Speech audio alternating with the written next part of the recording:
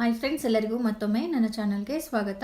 ಇವತ್ತಿನ ಈ ವಿಡಿಯೋದಲ್ಲಿ ಬೇಬಿ ಪೊಟೊಟೊ ರೋಸ್ಟ್ ಅಥವಾ ಆಲೂಗಡ್ಡೆ ರೋಸ್ಟ್ ಹೇಗೆ ಮಾಡೋದು ಅನ್ನೋದನ್ನು ತೋರಿಸ್ತಾ ಇದ್ದೀನಿ. ತುಂಬ ಸುಲಭವಾಗಿ ಮಾಡುವಂಥ ಒಂದು ರೆಸಿಪಿ ಅಂತ ಹೇಳ್ಬೋದು. ತುಂಬಾ ಟೇಸ್ಟಿಯಾಗಿರುತ್ತೆ. ನೀವು ತಿಳಿಸಾರು ಏನಾದರೂ ಮಾಡಿದಾಗ ಅಥವಾ ರಸ ಏನಾದರೂ ಮಾಡಿ ನೀವು ಸೈಡ್ ಡಿಶ್ಗೆ ಏನಾದರೂ ಮಾಡಬೇಕು ಅಂತ ಯೋಚನೆ ಮಾಡಬೇಕಾದ್ರೆ ಖಂಡಿತ ಈ ಡಿಶ್ನ ನೀವು ಟ್ರೈ ಮಾಡಿ. ತುಂಬಾ ಟೇಸ್ಟಿಯಾಗಿರುತ್ತೆ. ಅದೇ ರೀತಿ ತುಂಬ ಸುಲಭವಾಗಿ ಕಡಿಮೆ ಇಂಗ್ರೀಡಿಯೆಂಟ್ಸಲ್ಲಿ ಕಡಿಮೆ ಸಮಯದಲ್ಲಿ ಮಾಡ್ಕೋಬೋದು. ಹೇಗೆ ಮಾಡೋದು ಅನ್ನೋದನ್ನು ನೋಡೋಣ ಬನ್ನಿ. ನಾನಿಲ್ಲಿ ಒಂದು 350 ಗ್ರಾಮಷ್ಟು ಬೇಬಿ ಪೊಟೊಟೊನ ತೊಗೊಂಡಿದ್ದೀನಿ.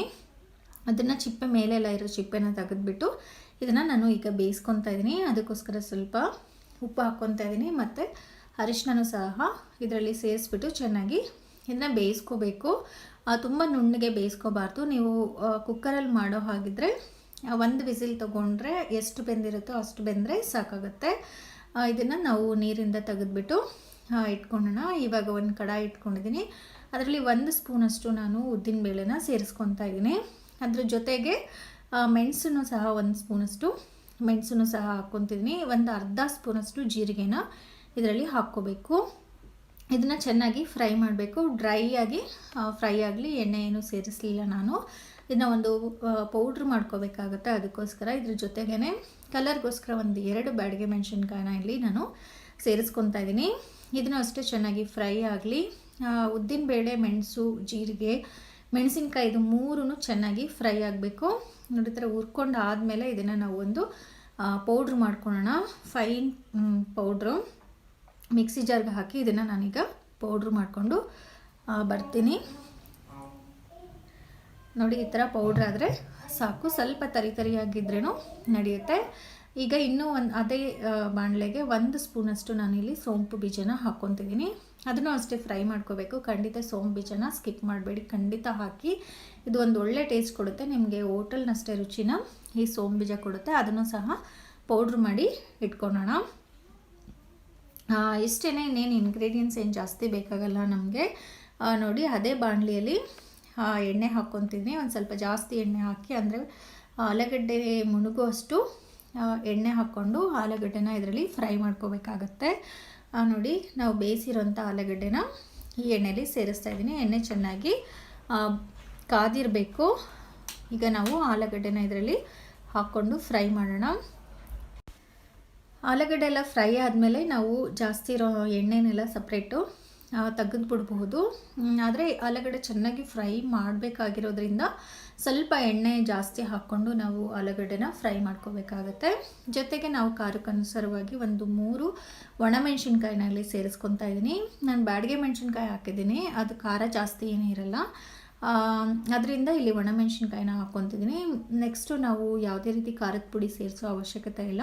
ಅದರಿಂದ ನೀವು ಖಾರಕ್ಕನುಸಾರವಾಗಿ ಒಣಮೆಣಸಿನ್ಕಾಯಿನೇ ಹಾಕ್ಕೊತಾ ಇದ್ದೀನಿ ಇಲ್ಲಿ ನಾನು. ಇದನ್ನು ಸಹ ಆಲೂಗಡ್ಡೆ ಜೊತೆನೇ ಹಾಕಿ ಫ್ರೈ ಮಾಡ್ಕೋಬೇಕು. ಇದು ಸ್ವಲ್ಪ ಕಲರೆಲ್ಲ ಚೇಂಜ್ ಆಗಬೇಕು. ಅಲ್ಲಿವರೆಗೂ ನೀವು ಆಲೂಗಡ್ಡೆನ ಫ್ರೈ ಮಾಡ್ತಾ ಬರಬೇಕು. ನೀವು ಒಂದು ಮೀಡಿಯಮ್ ಫ್ಲೇಮಲ್ಲಿ ಇಟ್ಕೊಂಡೆ ಇದನ್ನು ಫ್ರೈ ಮಾಡ್ಕೋಬೇಕಾಗತ್ತೆ. ಅವಾಗವಾಗ ನೀವು ಚೆಕ್ ಮಾಡ್ಕೊಳ್ಳಿ, ಚೆನ್ನಾಗಿ ಫ್ರೈ ಆಗಿ ಅಂದರೆ ಬೆಂದಿದೆಯಾ ಅಂತ ಅಂದ್ಬಿಟ್ಟು ಚೆಕ್ ಮಾಡ್ಕೊಳ್ಳಿ. ಆಲ್ರೆಡಿ ನಾವು ಬೇಯಿಸಿರ್ತೀವಿ, ಆದರೂ ಒಳಗಡೆ ಏನಾದರೂ ಬೆಂದಿಲ್ಲ ಅಂದರೆ ನಾವು ಈ ಎಣ್ಣೆಯಲ್ಲೇ ಬೇಯಿಸ್ಕೋಬೇಕಾಗತ್ತೆ. ನೋಡಿ, ಈ ಥರ ಕಲರ್ ಚೇಂಜ್ ಆದಮೇಲೆ ಇದನ್ನು ಸೈಡಿಗೆ ತೆಗೆದಿಟ್ಬಿಡೋಣ. ಸ್ವಲ್ಪ ಎಣ್ಣೆನೂ ಸಹ ನಾವು ತೆಗಿಬೇಕಾಗುತ್ತೆ. ಎಣ್ಣೆ ಜಾಸ್ತಿನೇ ಇರೋದ್ರಿಂದ ಎಣ್ಣೆನ ತೆಗೆದ್ಬಿಟ್ಟು ಪಕ್ಕಕ್ಕೆ ಇಟ್ಕೊಳ್ಳೋಣ. ನೋಡಿ, ಆಲೂಗಡ್ಡೆನೂ ಸೈಡಲ್ಲಿ ತೆಗೆದಿಟ್ಟಿದ್ದೀನಿ. ಈ ಎಣ್ಣೆನೂ ಅಷ್ಟೇ ಸ್ವಲ್ಪ ತೆಗೆದ್ಬಿಟ್ಟು ಆಲೂಗಡ್ಡೆಗೆ ಒಗ್ಗರಣೆ ಹಾಕ್ಕೊಳ್ಳೋಣ. ನೋಡಿ, ಇದರಲ್ಲಿರೋಂಥ ಜಾಸ್ತಿ ಇರೋವಂಥ ಎಣ್ಣೆನ ತೆಗೆದ್ಬಿಟ್ಟು ಒಂದು 2 ಸ್ಪೂನಷ್ಟು ಎಣ್ಣೆನ ಉಳಿಸ್ಕೊಂಡಿದ್ದೀನಿ ಅದೇ ಬಾಣಲಿಯಲ್ಲಿ. ಈಗ ಸಾಸಿವೆ ಹಾಕ್ಕೊತಾ ಇದ್ದೀನಿ. ಆ ಸಾಸಿವೆ ಜೊತೆಗೆ ಸ್ವಲ್ಪ ಕರಿಬೇವಿನ ಸೊಪ್ಪನ್ನು ಸಹ ನಾವಿಲ್ಲಿ ಸೇರಿಸ್ಕೊಳ್ಳೋಣ. ಕರಿಬೇವಿನ ಸೊಪ್ಪನ್ನು ಸಹ ಸಿಡಿದಾದ್ಮೇಲೆ ನಾವು ಪಕ್ಕಕ್ಕೆ ಇಟ್ಟಿದ್ದಂಥ ಆಲೂಗಡ್ಡೆನ ಇದರಲ್ಲಿ ಸೇರಿಸ್ಕೊತಾ ಇದ್ದೀನಿ.